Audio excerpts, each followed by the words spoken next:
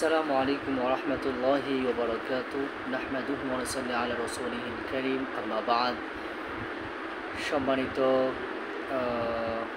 ভাই এবং বন্ধুরা, আমার Facebook page Monir Islamic media and Monir Islamic media YouTube চ্যানেলের পক্ষ থেকে আপনাদের সবাইকে শুভেচ্ছা ও আন্তরিকতা জানিয়ে আমি আমার আজকের এই ভিডিও শুরু করতে যাচ্ছি।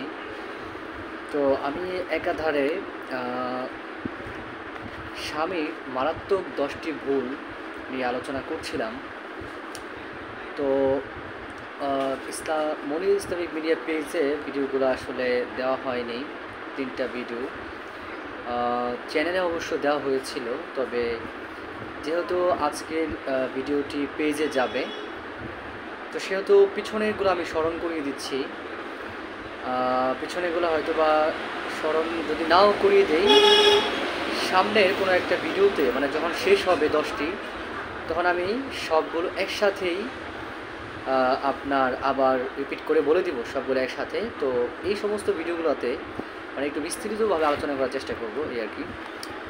তো স্বামীর 10টি মারাত্মক ভুল, এই যে স্বামীর 10টি মারাত্মক ভুল, এই ভুলগুলো কিন্তু আসলে স্ত্রীরও হতে পারে, শুধু স্বামীর বলে ধরে রাখলে হবে না। 10টি ভুলের একটি হলো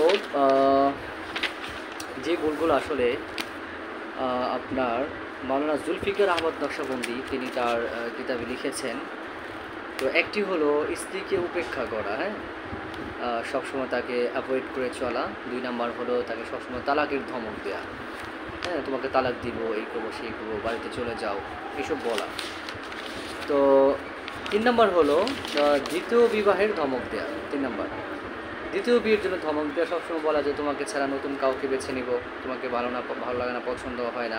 তো স্ত্রী ওরা অনেক সময় এরকম বলে থাকে যে নতুন মানুষ বেছে নেব, এই সেই এরকম অনেকে বলে। তো আমি 3টা আলোচনা করেছি, আজকে আমি 4 নম্বরটি আলোচনা করব। 4 নম্বরটি হচ্ছে অপমান করা, স্ত্রীকে অপমান করা। তো স্ত্রীকে সবসময় মানে সাল্ট করে কথা বলা, একটু অপমান করে কথা বলা। অনেকে দেখা যায় যে মায়ের সামনে, বোনের সামনে বড় হতে চায়, বড় হতে গিয়ে স্ত্রীকে অপমান করে ফেলে, মানে দেখায় যে আমি তো স্ত্রীর উপর খুব শাসন করি। মাও বলে হ্যাঁ আমার ছেলে তো ভালোই, স্ত্রীর উপর খুব নজর রাখে, নজরদারি করে। আসলে মা মায়ের জায়গায়, বোন বোনের জায়গায়, স্ত্রী স্ত্রীর জায়গায়। আপনি যদি বোনের সামনে, মায়ের সামনে স্ত্রী কিছু বলতে চান, সম্মান দিয়ে বলবেন। তাকে একটু শাসানোর দরকার, তাকে একটু কিছু বলার দরকার, তাকে আপনি মানে অন্যভাবে বলবেন, অন্য সময় গোপনে আন্তরিকভাবে বলবেন, ঠিক আছে? তো মায়ের সামনে কেন শাসাতে হবে, মানে বড় হতে হবে? এটা আসলে একটা মুসলমান হিসেবেও এটা উচিত নয়, একটা মানুষকে অপমান করা। আর এটা আপনি মায়ের সামনে শাসন করে আপনি ভদ্র দেখাবেন, এটা আসলে ঠিক নয়। আর সত্যিকার অর্থে আদর্শ মা এটা বলবে, আমি তো তোমাকে এটা শিখাইনি ছেলে, কেন তুমি একটা মানুষকে অপমান করবে একটা মানুষের সামনে? এখন মাও যদি হয় সেই জাতের যে না ছেলে তো খুব নজরদারি করে, এটা আসলে টোটালি ঠিক হবে না, ঠিক আছে? আদর্শ মার কাজ হবে না। একটা মানুষের সামনে একটা মানুষকে অপমান করা এটা গুনাহের কাজ। কেন করবে? তোমার স্ত্রী, তোমার পার্সোনালভাবে তুমি তাকে শাসন করো। তো মা বাবার সামনে, বোনের সামনে শাসন করা যাবে না, অপমান করে কথা বলা যাবে না, ইনসাল্ট করে স্ত্রীকে কোনো কথা বলা যাবে না, সম্মান করে কথা বলতে হবে। তো এই যে তিনি লিখেছেন জুলফিকার আহমদ নকশবন্দি, স্বামীর 10টি মারাত্মক ভুলে 4 নম্বর অপমান করা। তো আমি এই কথাগুলো প্রেক্ষিতে একটা কথা সবসময় বলে থাকি, সেটা হলো যে আপনার যখন নতুন বিয়ে করবেন, অন্তত 1 থেকে 2 বছর স্ত্রীকে আপনি করে বলবেন। আর এই জন্য আপনি করে বলবেন, যখন আমরা কি করি মানে প্রথম থেকেই বউ হয়ে যায় আপনার কলিজা, 2 দিন পরে আপনি প্রথমে তুমি করে খুব আহ্লাদে থাকে, 1 মাস যেতে না যেতেই পরে আপনার তুইয়ে চলে আসে, তুই তুকারি বলা শুরু হয়ে যায়, এরপরে শুরু হয়ে যায় ঝগড়াঝাটি। না, তার প্রতি পরিপূর্ণ সম্মান রেখে আপনি কথা বলুন, 1-2 বছর আপনি করে বলুন।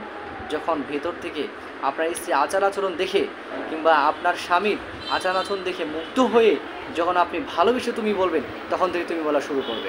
তার আগে আপনিই বলে যেতে থাকেন। দুজন একেবারে পরস্পর সম্মান করে কথা বলুন, এবং 2 বছর যাওয়ার পর আস্তে আস্তে তুমিতে আসুন, দেখবেন যে ইনশাআল্লাহ সংসারটা টিকবে। আমার মনে হয় না যে ভবিষ্যৎ বাংলাদেশে কি হবে, খুব খারাপ অবস্থা, বাংলাদেশের সংসারগুলো আসলে টিকানো খুব কঠিন হয়ে যাচ্ছে। এই জন্য কেউ আমরা স্ত্রীকে অপমান করে কথা বলবো না। আমাদের বোনদের প্রতি রিকোয়েস্ট রাখবো যে বোনেরা আপনারা স্বামীকে সম্মান করে কথা বলার চেষ্টা করবেন।